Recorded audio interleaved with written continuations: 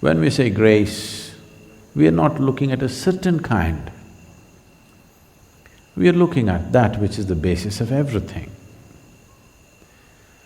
Because you do not know how this solar system is held in place. You do not know how the whole universe is held in place. You do not even know how you happened, really. How so many cells are staying together and make your life happen, you don't really know. You have explanations and explanations, but you don't know. If you knew, you would create one right now. If you knew exactly how, we would make it, isn't it?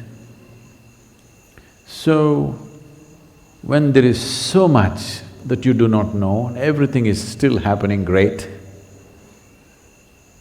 obviously, it's not an accident. So whatever is making all this happen, that energy, that force, we call it grace.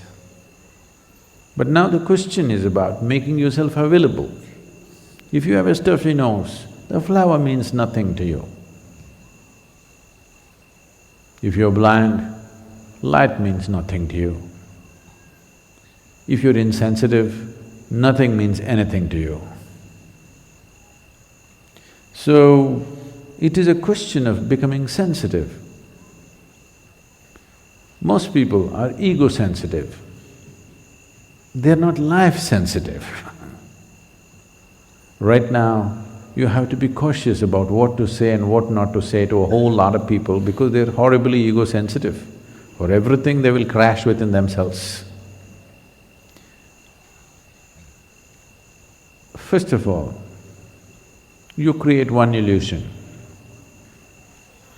Then you create another illusion of it falling and rising. It's a very bad game. You must be disillusioned soon. If you're truly disillusioned, absolutely, you will always be available to grace. If you have no illusions of your own, you will wonder about everything. How can you not wonder? About everything, about your very existence. If you have no conclusions in your mind about anything, simply here, you will be soaked in grace. Even now you are, but you cannot enjoy it unless you're conscious, that's all. It will not work for you because you are not conscious. It is working for you, but still you cannot fully benefit from that. See, it is a fact, a medically established fact. If two people eat the same food, both of them will not get the same nourishment. Exactly same food, two people eat, they will not get the same level of nourishment because it depends on your ability to draw sustenance from that. So to develop this capability, all of us are in grace, but to develop the capability to draw sustenance from that, so that this life becomes an expression of that grace. See,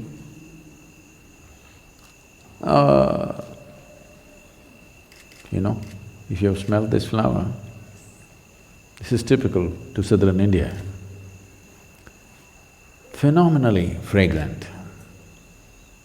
You think our garden department is pouring fragrance at the roots? No, they're putting filth, believe me. Yes. Even if you put filth, see how fantastic it became, because that's its nature. Because it does that, we are planting that tree, nurturing it, taking care of it, everybody's concerned how it is growing. Suppose it was giving out a smell that was unpleasant to you.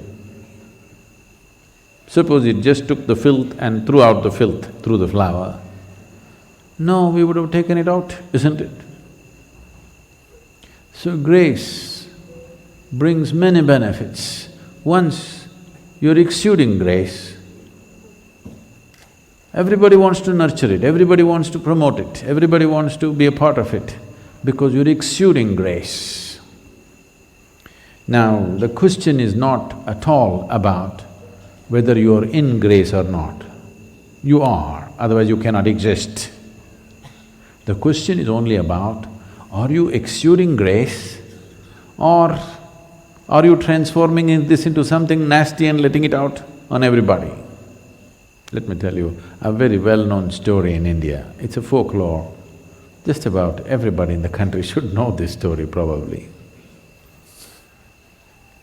There was a sage living in the jungle, blind of vision. He has no vision, simply sitting in one place. Rarely people pass this way. When they pass this way, they give him something and he lives by that.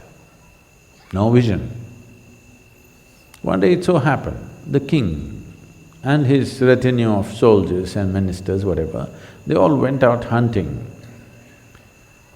In the hunt, in chasing a deer, a spotted deer, they lost their way and the king got lost, separated from the group because the king has the fastest horse.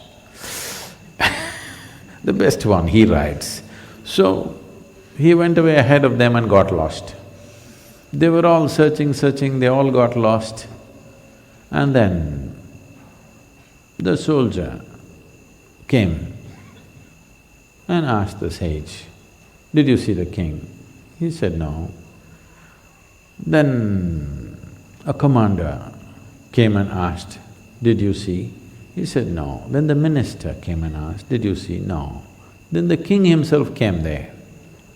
Then the blind sage immediately recognized he's the king. "Oh, your people have been looking for you. First your soldier came, then your commander came, then your minister came." The king observed and saw that the person was blind. And then he asked, "Oh divine being, how do you know that first it was the soldier, then the commander, then the minister?" The sage said, "Well, the first one who came said, 'Hey, blind one, did you see our king coming here? Did anybody come this way?' So I knew he must be your soldier. The second one spoke with authority but without respect. I knew he must be one of your officers. The third one, the minister came, he spoke with great respect. So I thought he must be your minister. Now you came, now you touch my feet and refer to me as the divine one, you must be the king. Whether you eat food or breathe or drink water, anything, it is grace. Otherwise, how? 2 parts of hydrogen and 1 part of oxygen becomes life-making water. This is grace.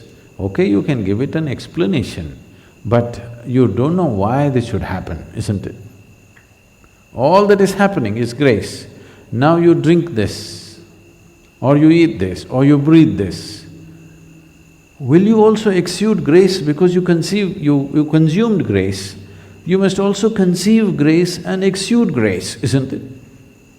But unfortunately, people take in fantastic things into themselves, turn it into nasty nonsense and lets it out.